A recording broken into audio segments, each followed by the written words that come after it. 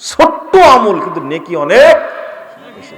আল্লাহ রাসূল সাল্লাল্লাহু আলাইহি ওয়াসাল্লাম বলেন, মান ক্বারা আয়াতাল কুরসি ফি কুল্লি দুবির সালাতি মাকতুবা লাম ইয়ামনাহু মিন দুখুলিল জান্নাহ ইল্লাল মাউত। যে ব্যক্তি প্রত্যেক ফরজ সালাতের পরে আয়াতুল কুরসি পাঠ করবে, সে জান্নাতে চলেই গেছে, মরেনি তাই যায়নি। অর্থাৎ মরলেই জান্নাতে যাবে। দারুণ, এত সুন্দর করে আয়াতুল কুরসি পড়ছে, পড়ার পরে দাড়িটা সরায়া শেষ শেষ শেষ। এইটা হলো ইবলিসের কৌশল। কার কৌশল? ইবলিসের কৌশল। এত সুন্দর ফজিলত কেন এই জায়গায় বসালো বলেন তো দেখি, কেন বসালো এই জায়গায়? সুন্দর করে মারি দিল। এইটা আগেরটা করলেন শরীয়তের আমল, আর ফুঁটা মারলেন কার আমল? ইবলিস বলে দিছে এখানে বসায় দে একটা গোষ্ঠী, শেষ একবার। যখনই সুন্নাতের সাথে বেদাত, বেদাত হলে ইবলিসি আমল, ইবলিসের আবর্জনা, মনে থাকবে কথাটা। বেদাত মানে কি? ইবলিসের আবর্জনা, যার কোনো দলিল নাই। একবারে ফু মারলেন, গোষ্ঠী শেষ। আল্লাহ বলছেন সূরা ফাতির 10 নম্বর আয়াত, ইলাইহি ইয়াসআদুল কালিমুত তাইয়্যিব ওয়াল আমালুস সালিহ ইয়ারফাউহু।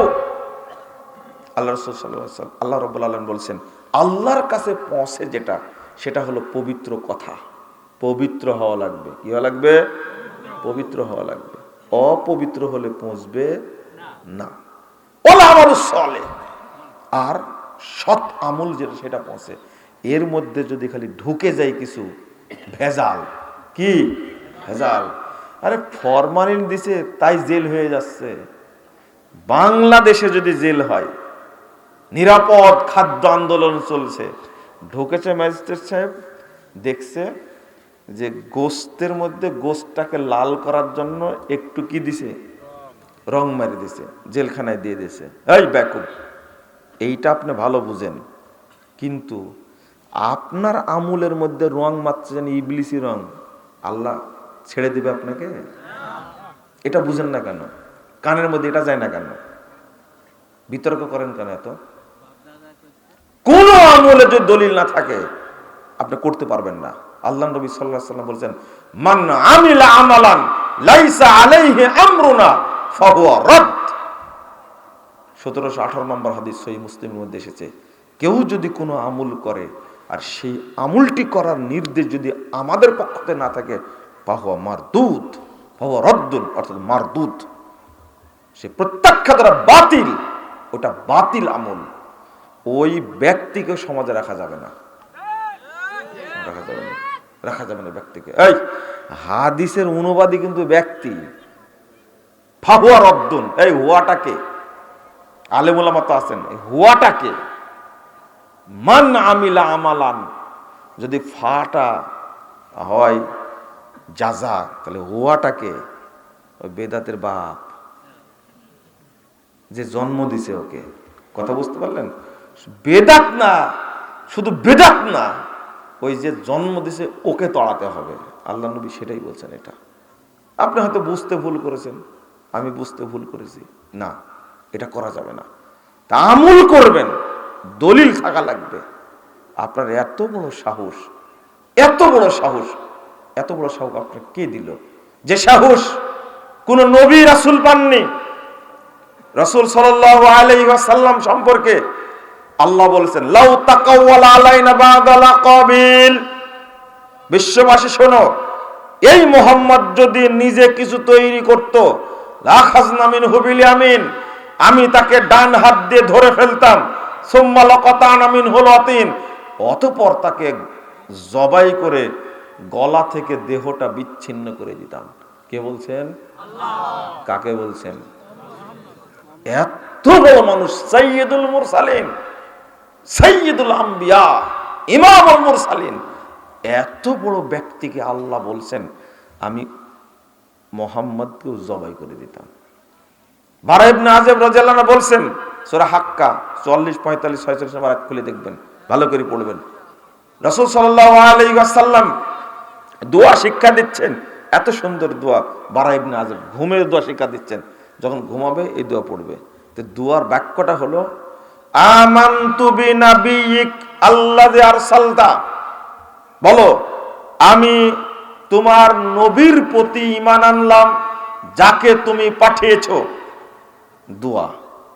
তো বারা ইবনে আযিব রাদিয়াল্লাহু আনহু বলছেন আমানতু বিরাসূলিক আল্লাযী আরসালতা, আল্লাহর নবী বলেছেন নবী, আর বারা ইবনে আযিব রাদিয়াল্লাহু আনহু বলেছেন কি রাসূল। রাসূল। ভালো করেছেন না খারাপ করেছেন? ভালো করেছেন, কারণ সব নবী রাসূল না, কিন্তু সব রাসূল কি? হায় হায় হায়, এই জন্য বলছেন নবী বলবো কেন, আমাদের নবী তো রাসূল। রাসূল বললে নবী হয়ে যাবে, কিন্তু সব নবী তো রাসূল না। একেবারে যোগ করে দিছে কি আমানতু বিরাসূলিক। যখনই বলেছেন বারা ইবনে আযিব বলছেন আমি যাহা বলেছি রাসূলের ফাতানা আলা সাদরি বিয়াদিহি, আল্লাহর নবী আমার বুকে মারলেন এক ঘুষি। এই দোয়াটা আল্লাহর নবী শিক্ষা দিচ্ছেন, তার নিজের দোয়া না আল্লাহ শিখাছেন? আল্লাহ নবীরও ভয় ছিল, কিন্তু হুজুরের কোনো ভয়। এত সুন্দর খুতবা, এত সুন্দর খুতবা। নাহমাদুহু ওয়া নাস্তাঈনুহু ওয়া নাস্তাগফিরুহু ওয়া নাউযু বিল্লাহি মিন শুরুরি আনফুসিনা। হুজুরের এটাতে পেট ভরেনি। হুজুর বলছে নাহমাদুহু ওয়া নাস্তাঈনুহু ওয়া নাস্তাগফিরুহু ওয়া নাস্তাহদি, যোগ লাগাই দিয়েছেন মধ্যে একটা।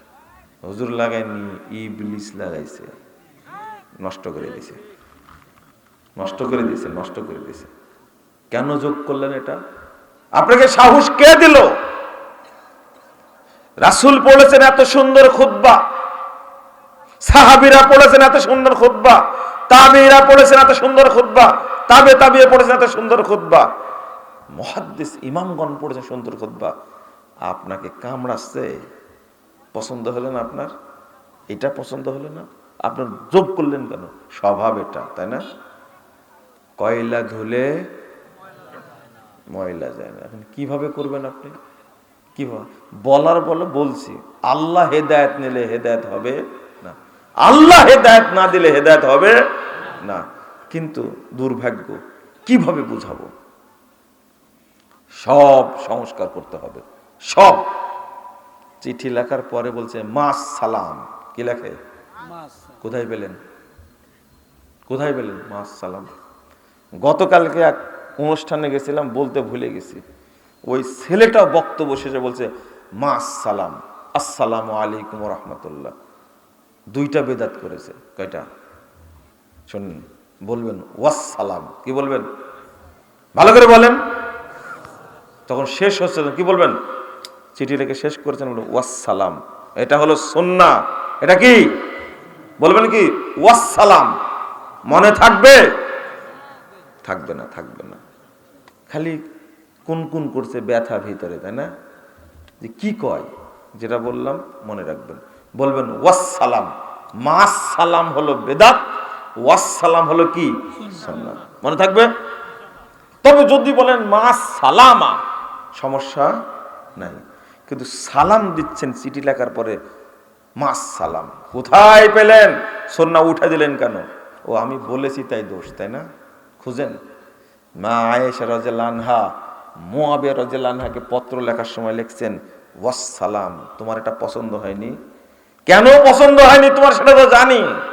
এই দেশে শিয়াদের প্রভাব বেশি। কাদের প্রভাব বেশি? মা আয়েশার কথা শিয়ারা গ্রহণ করে না, ওই জন্য বাদ দিয়ে দিছে। বাংলাদেশে একটা শ্রেণী আছে, আবু হুরায়রা হাদিস তারা পছন্দ করে না, আনাস রাদিয়াল্লাহু আনহু হাদিস তারা পছন্দ করে না। এরা বলে যে আনাস আবু হুরায়রা ফকি না। হাই রে মোর করে, আবু হুরায়রা কত বড় মুহাদ্দিস, কত বড় ফকি, আর বলে আবু হুরায়রা ফকি না। কপাল পোড়া এই দেশের মানুষের, কপাল পোড়া। 15 বছর দাওরা হাদিস পড়লো, 15 বছর মাদ্রাসায় পড়ে দাওরা হাদিস শেষ করে বলছে যে আল্লাহ সর্বত্র বিরাজমান। ও কথা সেলাই করে কি লাভ করলো 15 বছর? বলেন দেখি। রাগ যে করেন আপনারা, এ কথা কে বলবে? 16 বছর 17 বছর পড়েছে, দেওবন্দে ইফতা করেছে, আর এক জায়গায় ইফতা করেছে। আল্লাহ নিরাকার, আল্লাহর কোনো সিফাত নাই। এই পড়াশোনা করে কোনো লাভ আছে? কেন লাভ করলেন? কোরআন আয়াতটা পড়লেন না? পড়েইনি, আয়াতটা পড়েইনি। আর রহমান আলাল আরশি ইস্তাওয়া, আল্লাহর পরিচয় আল্লাহ নিজে দিচ্ছেন। তুমি বুঝো না কেন এটা? সূরা তাহা 5 নম্বর আয়াত। আল্লাহ কোথায়? আরশের উপরে উঠেছেন। আল্লাহ নিজের পরিচয় নিজে দিচ্ছেন। প্রতিদিন ওই যে একটা গান বানাইছে, আসমানে থাকো তুমি, জমিনে আমি, তাই না? আমি বললাম যে এরা না জেনেই বানাইছে একটা। যদি হুজুর বুঝতো এটা আসমানে আল্লাহ থাকে, এটা বললে তো সমস্যা। আল্লাহ সব জায়গায় থাকে। তাও তো বলেছে আল্লাহ কোথায় থাকে, তাও তো বলেছে ফিসসামা, হাদিস আসছে আল্লাহ আসমানে আছে। বুঝেননি? আসমান মানে আরশে আছেন। আমি আপনাদের বুঝাচ্ছি যে ভুল করবেন আপনারা, কিন্তু সওয়াব নষ্ট হবে আর কিছু বলবেন না, এটা তো হয় না।